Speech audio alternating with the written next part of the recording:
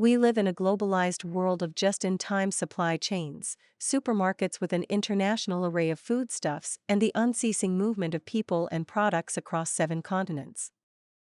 The social and economic consequences of globalization are now felt in every sphere of human activity. It is easy to forget that the internationalization of trade began with the 16th century exploitation of the New World, and not in the late 20th century, with the emergence of China as the world's factory. This is the starting point for the excellent book by P.E.O. Hansen and Stephen Johnson, entitled EurAfrica: The Untold History of European Integration and Colonialism. Frantz Fanon's quote that the European spirit is built on strange foundations sets the tone of the book immediately. Chapter 1 opens with an introduction entitled The Past That Europe Forgot.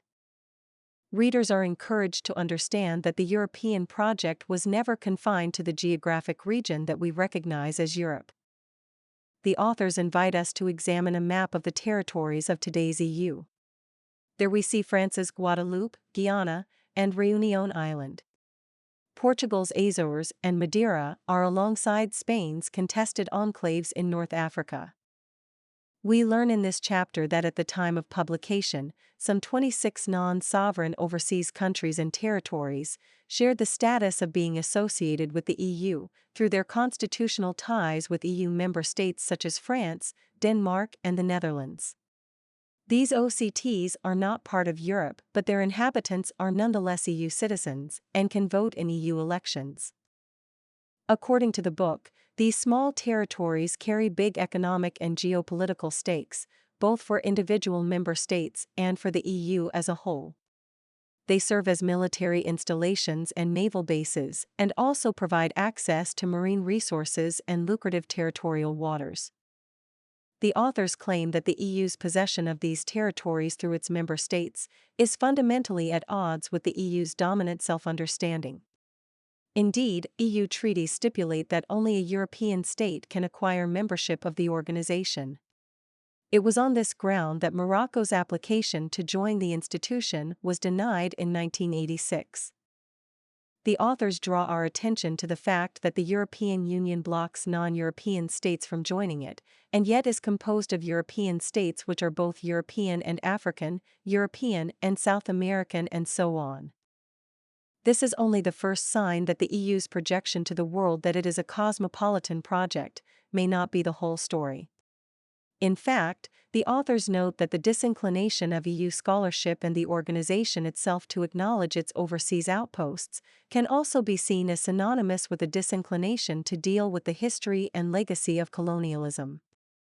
If EU scholars and policymakers were to recognize these non-European domains, they would, in the words of the authors, have to explain, debate and come to terms with the historical as well as the current relationship between European colonialism and European integration. This is the premise on which this book was written. The authors declare that the purpose of their work is to place the history of European integration on a new and solid foundation, by recovering its colonial and geopolitical dimension. In so doing, the authors intend to challenge the dominant narrative of the EU's history. So, what is the foundation story of the EU? Much of the scholarship around the EU focuses on the aftermath of World War II. Europe's leaders committed to peace and chose integration and cooperation over nationalist rivalry and imperial aspirations. The authors describe this as conjured image-making, in order to present the EU to the European citizenry as a noble cause with a benevolent historical purpose. This view was consolidated in 2012, when the EU was awarded the Nobel Peace Prize.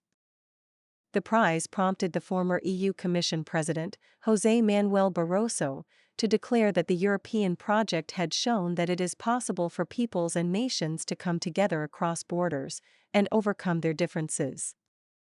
This rarely challenged understanding of the EU as a cosmopolitan project is another foundational myth which the authors set out to examine critically. They argue that the complicity of historians and EU researchers has established these myths through selective and one-sided interpretation of the EU's past.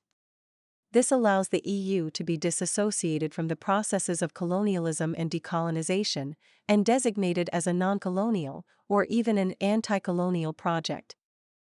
The authors contend that the established myths position the EU as an organization of utmost purity, which emerged as by Immaculate Conception out of nowhere, to promote a wishful and idealized European identity.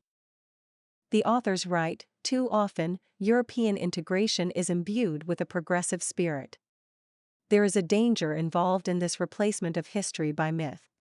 We will be educating the general public to think of the European project in the least European way imaginable, namely, as related to one of Europe's major histories, the imperialist project.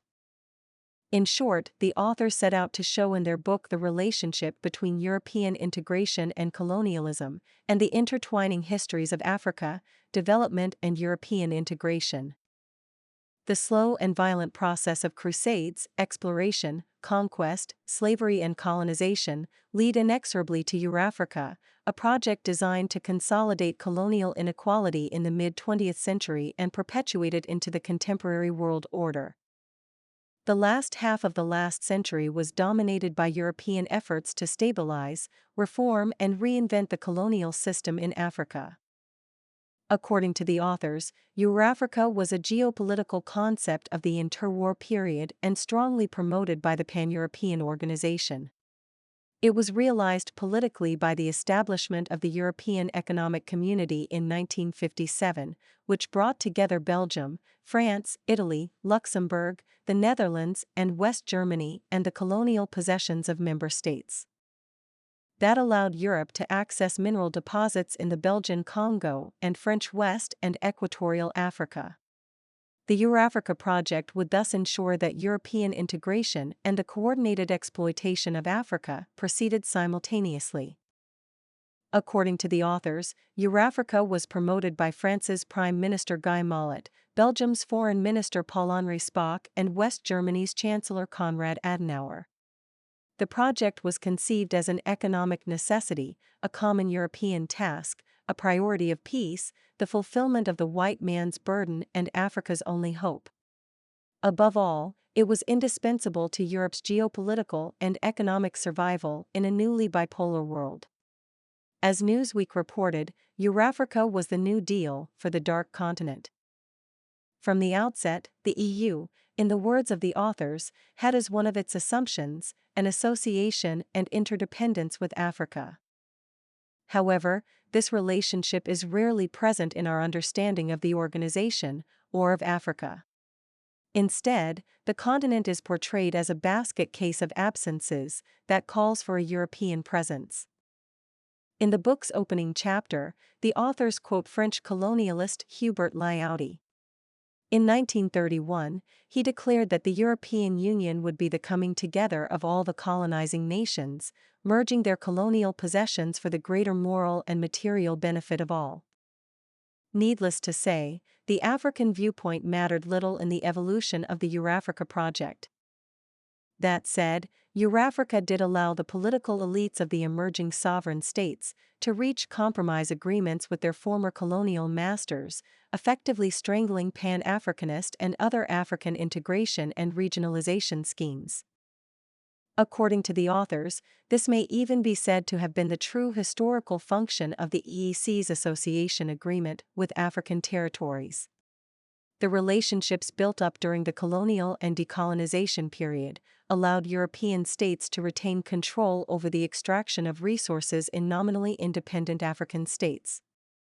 The authors note that by the 1960s, the Eurafrican project had given way to new international schemes, disguised as aid and development, to continue European intervention in African affairs.